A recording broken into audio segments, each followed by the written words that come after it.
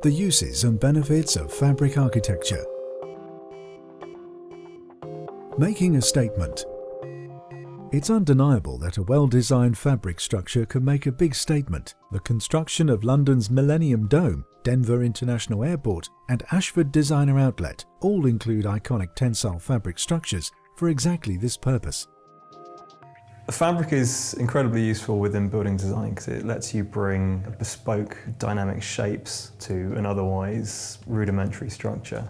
It also provides a good plateau for brand image and branding, as well as a focal point. The entrance canopy at the Venue in Bristol is a great example of how a tensile fabric structure can be practical whilst creating an eye-catching centrepiece, conveying a corporate identity and transforming an otherwise regular building into something a little more special.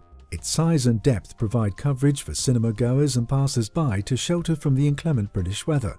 But in addition, note how the sculptural eye-catching form and colour-changing lighting make it stand out against the other boxy buildings. Whether it's an entrance canopy, an artistic sculpture, or a piece of point-of-sale material, the principle is the same. Tensile fabric structures allow creativity and practicality.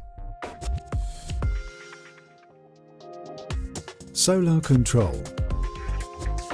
Curtains and blinds are the traditional ways of using fabric to control light transmission, but they are not the most exciting or the most creative. As architects look for more interesting ways to introduce light into a space, we look for ways in which that light transmission can be controlled, diffused and reflected.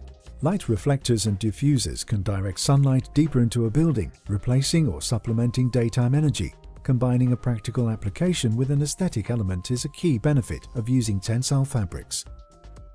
Take this structure at the BBC offices for an example.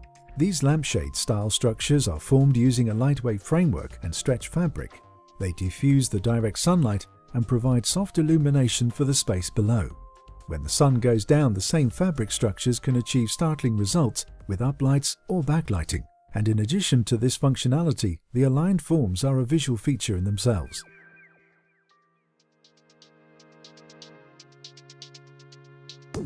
Temporary installations. While fabric structures can last over 30 years, some fabrics lend themselves particularly well to being mounted and demounted again and again.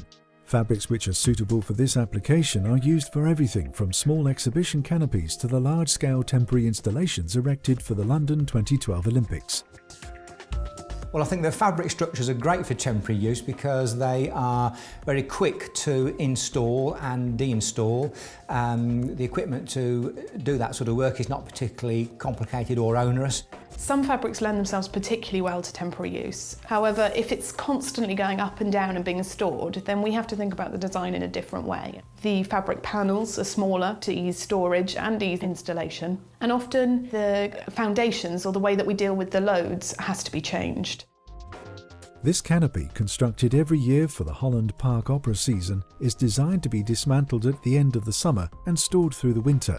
As a result, the weight, size and number of steel columns supporting the structure were minimised. Much of the support comes from tie-down cables. The fabric is a flexible PVC-coated polyester, made up of panels limited in size to allow for easy handling and storage. In this case, the structure is designed to impose no loads on the existing buildings, so all ballast comes from permanent foundations.